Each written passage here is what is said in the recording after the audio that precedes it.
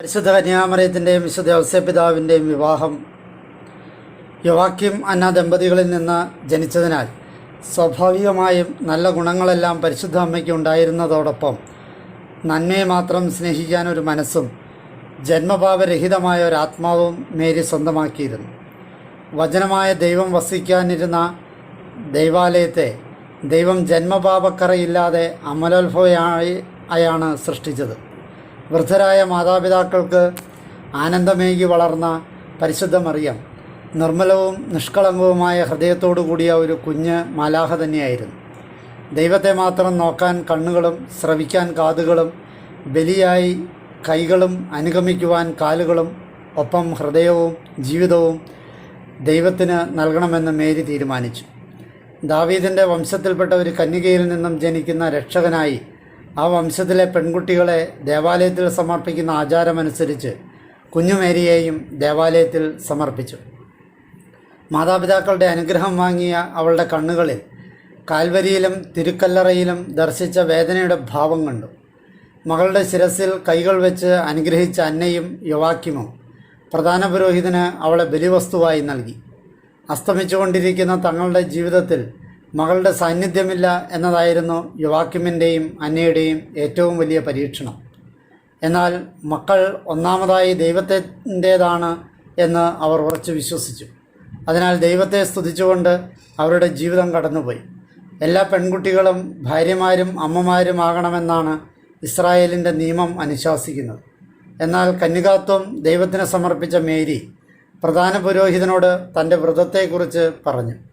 മേരിയുടെ ത്യാഗപൂർണമായ മനോഭാവത്തെയും പരിശുദ്ധമായ ജീവിതത്തെയും മനസ്സിലാക്കി അദ്ദേഹം ഇപ്രകാരം മറുപടി പറഞ്ഞു: നിയമം അനുശാസിക്കുന്നത് നീ ചെയ്യണം.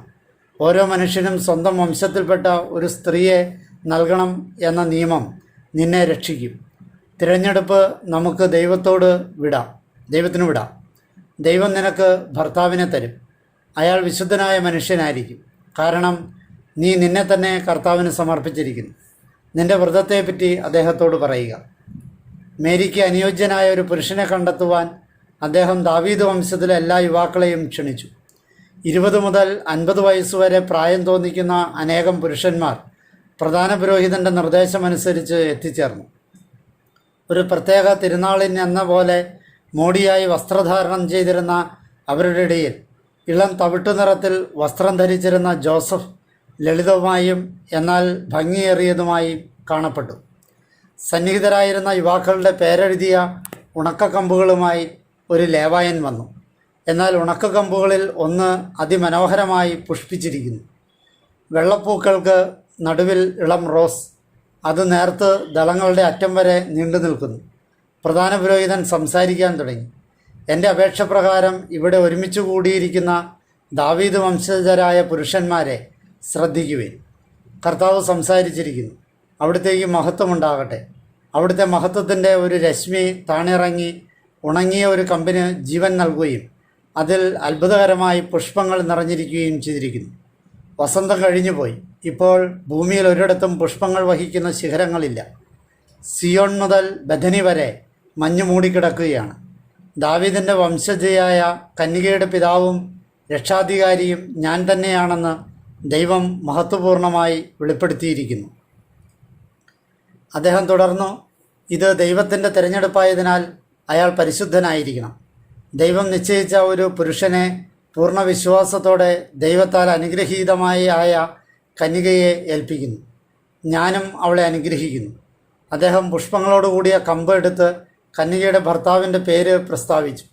ഗലീലയിലെ നസ്രത്തിൽ നിന്നുള്ള ദാവീദിൻ്റെ വംശത്തിൽപ്പെട്ട ബേത്ലഹേമിലെ യാക്കോബിൻ്റെ മകൻ ജോസഫ്.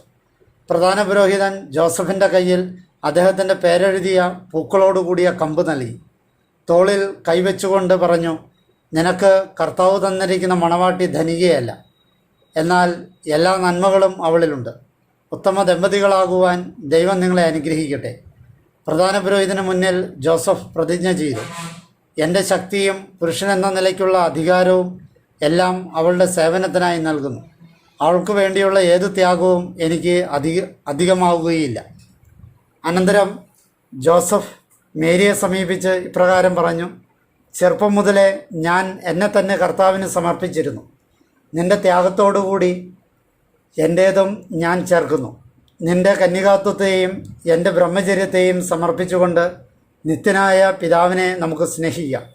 പ്രകാശത്തിൻ്റെ വചനങ്ങൾ ഞാൻ അർഹിക്കുന്നില്ല, എങ്കിലും അതിൻ്റെ നേരിയ ഒരു സ്വരം എൻ്റെ പക്കൽ എത്തുന്നുണ്ട്. നിന്റെ രഹസ്യത്തിൻ്റെ അന്തർധാരകൾ മനസ്സിലാക്കാൻ അതെന്നെ സഹായിക്കുന്നു. ഞാനൊരു സാധു മനുഷ്യനാണ്, വിദ്യാഭ്യാസവും സമ്പാദ്യവും ഒന്നുമില്ലാത്ത ഒരു തൊഴിലാളി. എന്നാൽ നിന്റെ പാദത്തിങ്കൽ എൻ്റെ നിധി ഞാൻ സമർപ്പിക്കുന്നു. എൻ്റെ സമ്പൂർണ്ണ വിരക്തിയാണത്. ദൈവത്തിൻ്റെ കന്യകയായ നിന്റെ സമീപത്ത് നിൽക്കുന്നതിനു വേണ്ടി എന്നേക്കുമായി ഇത് ഞാൻ നിനക്ക് തരുന്നു. ഇത് കേട്ട് മേരിയുടെ കണ്ണുകളിൽ ആനന്ദാശ്രുകൾ നിറഞ്ഞു. വിവാഹദിനത്തിൽ ഭംഗിയായി മുടി പിന്നിക്കെട്ടി അമ്മയുടെ ശിരോവസ്ത്രം തലയിൽ അണിഞ്ഞു. വെള്ളത്തുകൽ ചെരുപ്പുകൾ ധരിച്ചു. അതിസുന്ദരിയായി അണിഞ്ഞൊരുങ്ങിയ മേരിക്ക് എൻ്റെ മണവാട്ടി നിനക്ക് സമാധാനം എന്ന് പറഞ്ഞുകൊണ്ട് ജോസഫ് പൂക്കുലകൾ സമ്മാനിച്ചു. പ്രധാന പുരോഹിതൻ വധുവിൻ്റെ വലതുകരം വരൻ്റെ വലതുകരത്തോട് ചേർത്ത് പിടിച്ചുകൊണ്ട് അവരെ ആശീർവദിച്ചു. അബ്രാഹമിൻ്റെയും ഇസഹാക്കിൻ്റെയും യാക്കോബിൻ്റെയും ദൈവം നിങ്ങളോടുകൂടി ഉണ്ടായിരിക്കട്ടെ. നിങ്ങളെ യോജിപ്പിച്ച ദൈവത്തിൻ്റെ അനുഗ്രഹം നിങ്ങളിൽ പൂർത്തിയാവുകയും ദീർഘായുസ്സും അബ്രാഹമിൻ്റെ മടിയിലേക്ക് നിങ്ങളെ പ്രവേശിപ്പിക്കുന്ന ഭാഗ്യമരണവും നിങ്ങൾക്ക് പ്രദാനം ചെയ്യും. സാധാരണക്കാർ ഒരു വലിയ പുണ്യമെന്ന് മാത്രം കരുതുന്ന കന്യാത്വം എന്ന രഹസ്യത്തെ ജോസഫ് മാനുഷികമായ അറിവുകൊണ്ടല്ല, സ്വഭാവാതീതമായ ജ്ഞാനത്താലാണ് കണ്ടത്. അവരുടെ ആധ്യാത്മിക സമ്പർക്കത്തിൽ അധരങ്ങൾ കൊണ്ടുള്ള സംസാരമല്ല, പകരം ആത്മാവിൻ്റെ ചേതനയിൽ രണ്ട് ഹൃദയങ്ങളാണ് സംസാരിച്ചിരുന്നത്. അവിടെ ദൈവത്തിന് മാത്രമേ അവരുടെ സ്വരം കേൾക്കാൻ കഴിയൂ. ജോസഫ് പൗരുഷത്വത്തിൻ്റെ മാതൃകയായ മനുഷ്യനെങ്കിലും വിരക്ത ജീവിതമാണ് അദ്ദേഹം നയിച്ചിരുന്നത്.